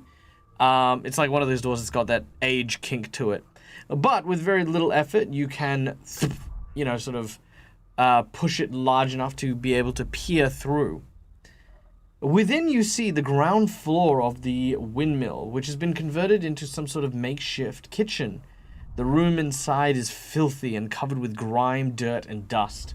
Baskets and old dishware are piled everywhere, and adding to the clutter appears to be a kind of peddler's cart, with a chicken coop, a heavy wooden trunk, and a pretty wooden cabinet that has flowers painted upon its doors as the only other objects within this room.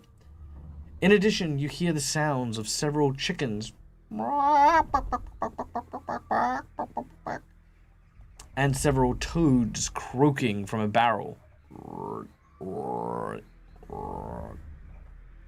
The sweet smell of pastries seems to blend almost seamlessly with a stench that almost burns your nostrils. the awful odor seems to come out of the barrel where the toads seem to kind of be emanating their noise, or at least nearby that area.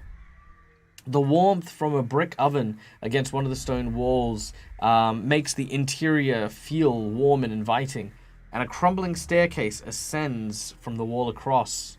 You hear the sounds of shrieking and cackling coming from somewhere higher, which causes the old mill to shudder. At that point, the bat disappears. And now Demiro is inside. Jameer's just at the entrance peeking through. He's not inside yet. Demiro, wait. Do you say that out loud? Kind of whispery, but yes. Okay. I'm just teasing. Like, Demiro! Demiro! I always love when players do that. Alert! There's someone on the second floor. On the second floor?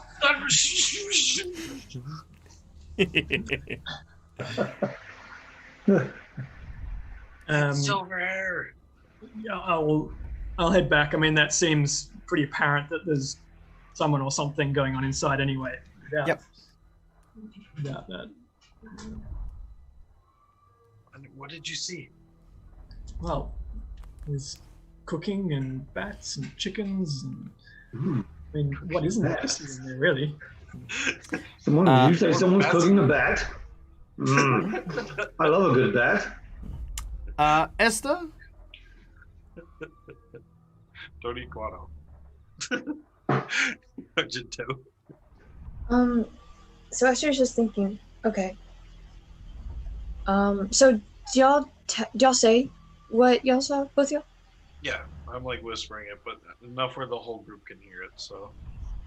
Yeah. Okay. She kind of goes to the side, tries to get out of any view from any of the windows. You do so. Okay. And she's gonna think, okay. Toads, chickens, cooking, and bat. Do these really seem bad like? smell. Well, she's thinking, why would they cook a bat? It just so suddenly. It's strange. Does she recall anything like this? Has she seen anyone like this that would be using animals in this way, or keeping animals and for some reason keeping them in a brew? Something about this seems off to her, but it feels familiar. Given your background, there's nothing you could think of, but it definitely reeks of voodoo. Right. Which I believe is what you're suspecting. Yeah, basically. Is that a good thing? Could be. Does not seem like it. But, she's going to kind of relay that information. This, I can't tell what this is exactly, but it's similar to what I am knowledgeable in. That may not be a good thing. But you're sure that the ribbon was in there? I am. Well, I guess there's nothing for it then. Demiro go and knock on the door. All right. As you do so. And Esther's like hiding, so right over here. Maybe they've got frog legs in there. Get it down. Hello. We're all just like, what side of the building? Had some frog legs. All right. Sounds really good. The door opens, revealing a sweet old lady, a little bit on the ugly side, as it were. But she opens the door wearing a dressing gown. She carries with her a small lantern, and as she opens the door, she says, "Hold on, let me try this."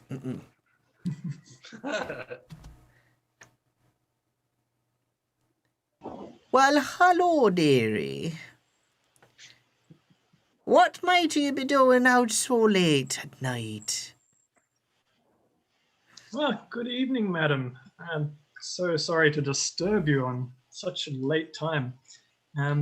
We were traveling past, and well, we were looking Travelers? for... This Yes. late upon the roads of Barovia. Oh, No. my, how troubling it is. Please, come in. I have little to offer but a warm hearth. Come, warm your bones. Well, I have a few friends with me, if that's okay. Oh, of course. As I said, we have very little, but you're all more than welcome to take shelter from the night and the cold. Yes, well, we don't need much. In fact, maybe we can offer some of our supplies if you don't have much for yourself. She gives you a smile with several missing teeth revealing her gums behind her. And she says, "Oh, don't you just have impeccable manners, my son?" As she just sort of looks up to you and just smiles with squints that sort of reveals multiple like wrinkles over her cheeks. She steps into the house and says, "Come, please, and your friends as well," as she invites you to enter her the windmill. Thank you so much for your hospitality. I am Demiro, Soundproof. These are my friends, Vigag, Ginto, and Esther. You can see Esther. Ah, Esther's just a mile away. All right, do you all enter? Yes. Before I do, may I do something? Sure. Okay. Before I enter, I want to cast Detect Magic. All right. You do cast Detect Magic. Your eyes have this telltale glowing ring around the iris that begins to detect magic. As you enter, the first thing of note is the illusion magic that is cast upon the old lady in front of you.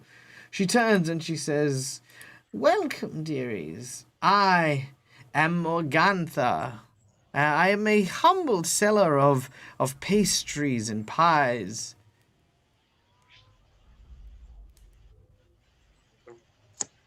Thank you. Let's see. Oh, yeah. Oh, go ahead. No, I was talking to myself. I didn't mean to. I'm just do tripping over you get many everything. customers out this way? Trying to Oh, find a good. no. Most of the time, I'll take my my cart into the village and sell my wares there. It is only me and my 2 daughters, but they don't really have the salesman's touch. She starts to cough. Like that old lady cough. Are you okay, madam? I'm fine, thank you. She takes your hand and she says, "My, what strong hands you have." Thank you. You're about as old as she is. Yeah. Don't get picky, Vigag. I know. Some of us didn't age gracefully. Some of us aged kicking and screaming. But she does seem infatuated by the venerable gentleman. She says, "Please, can I offer you some refreshments?"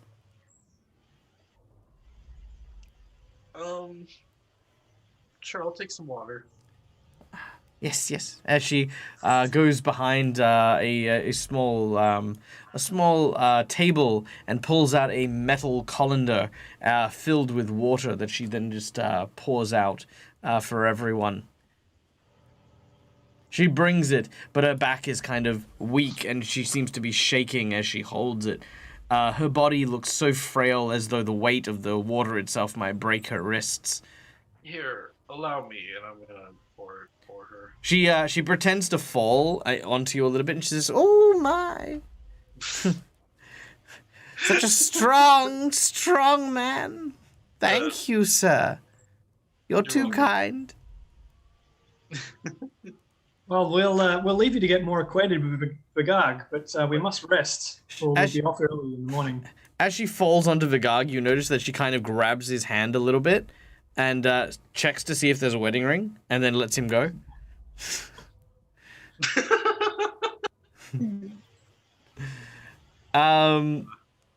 She says, "Oh, by all means, upstairs, in the second room, we have a guest quarter that you are more than welcome to share.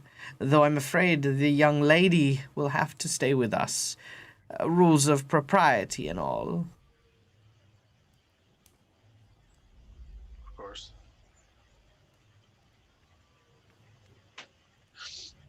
So Esther is kind of looking not different as in she's shape changed, but she looks kind of more suave, kind of more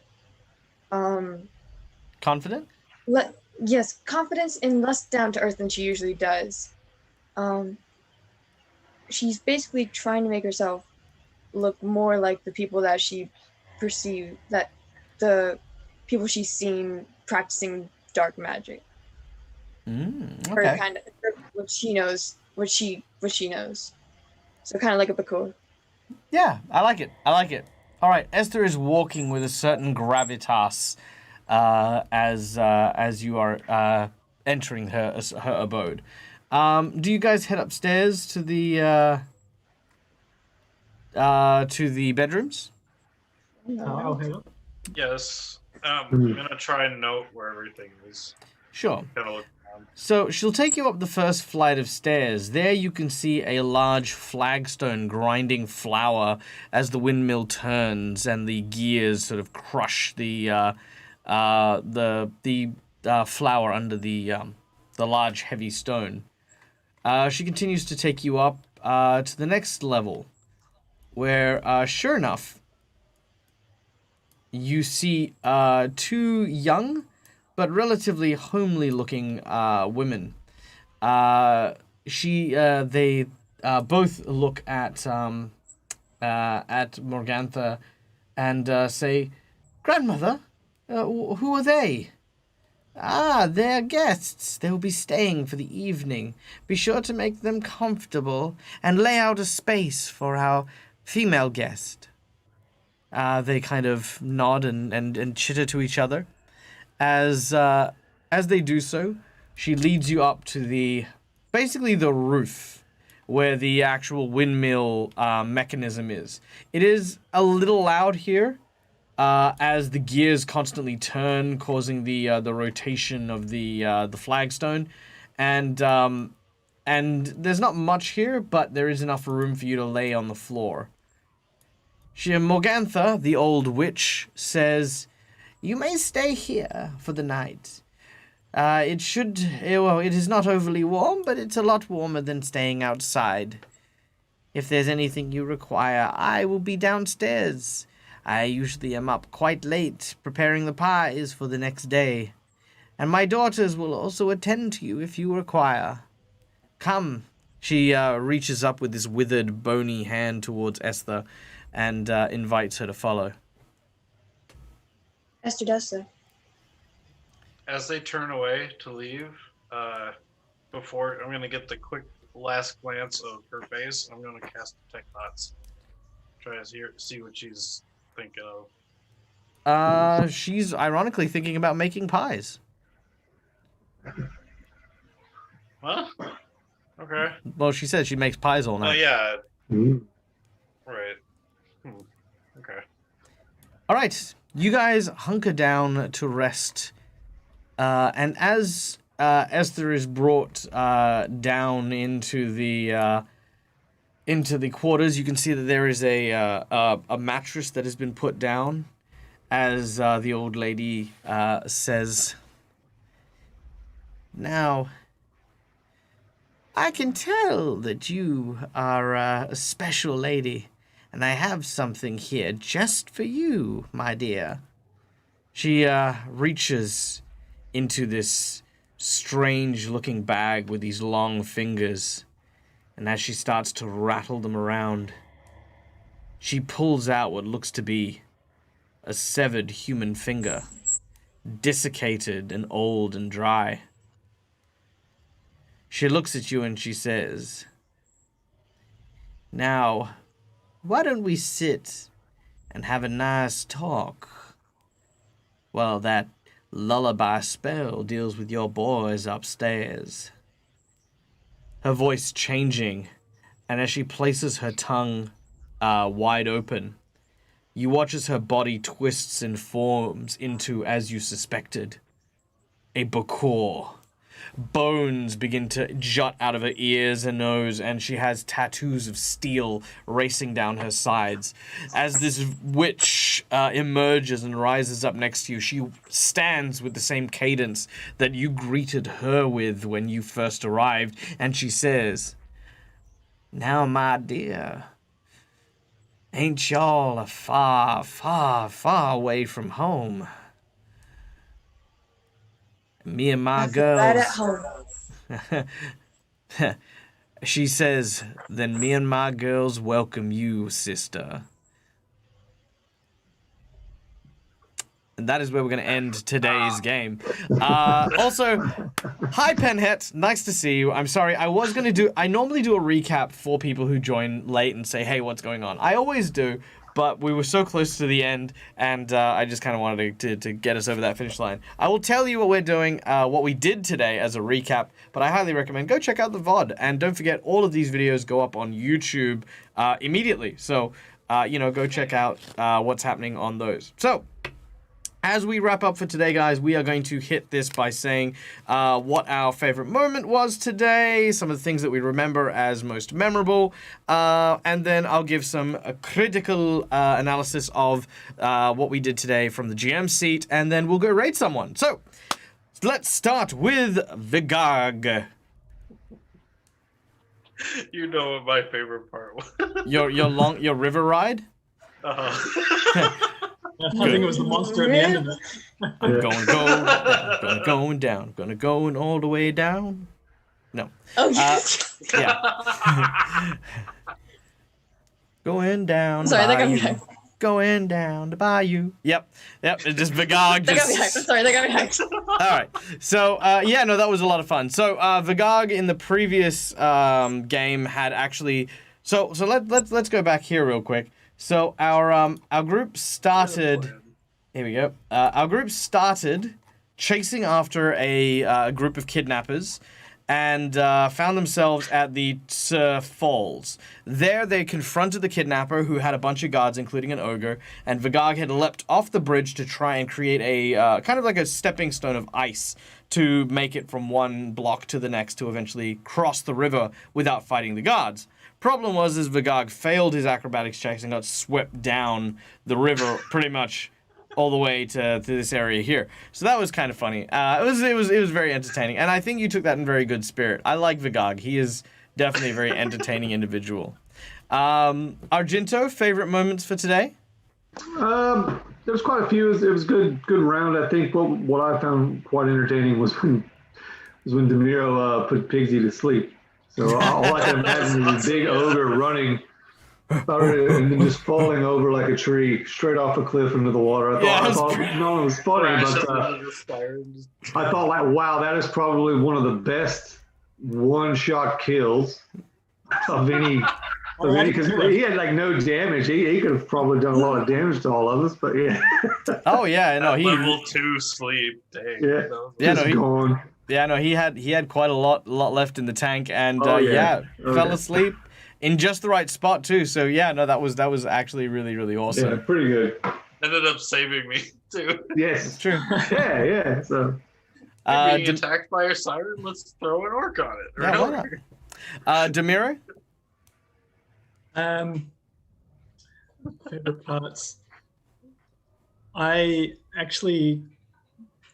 quite enjoyed the way that Esther and Argento just kept rushing forwards past everything, just heedless of the danger that they were leaving behind them, with just leaving Demiro at the back to sort of, okay, I'll try and prevent them from just getting mobbed.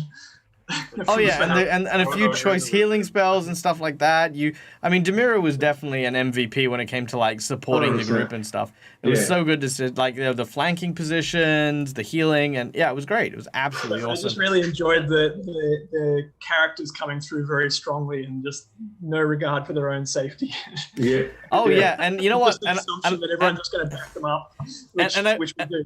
Oh yeah, and I will let you in on a secret. If you guys had chased straight after instead of stopping to heal, Esther would have definitely been stabbed by the guy in the dark, because he had kind of like prepared an ambush, but then when he realized you guys weren't following, he kept rushing forward. But Esther was like on like, I want to say like 2 or 3 hit points when that was at, and I was like, oh, this might not be good. But thankfully, you guys kind of thought better of going into the dark place with the guy, and no, it was great. It was great. Esther? I enjoyed I enjoyed the interactions with the thugs, because Esther's whole thing was she was trying to not kill them, she was just trying to rush past them, but she just couldn't avoid it, and that's not going to be fun for her to think about. It was a very really conflicting thing. Yeah, no, and it was great how she interacted with it too. Even when she pushed that guy forward and apologized and stuff, you got to see a lot of that character come out too. I cannot wait to see the next session, because I've got so many cool things planned here, and I love it. I cannot wait, but I'm not going to share any of that yet. Instead, what I'm going to talk about is today's game. So we started off with the fight at the falls.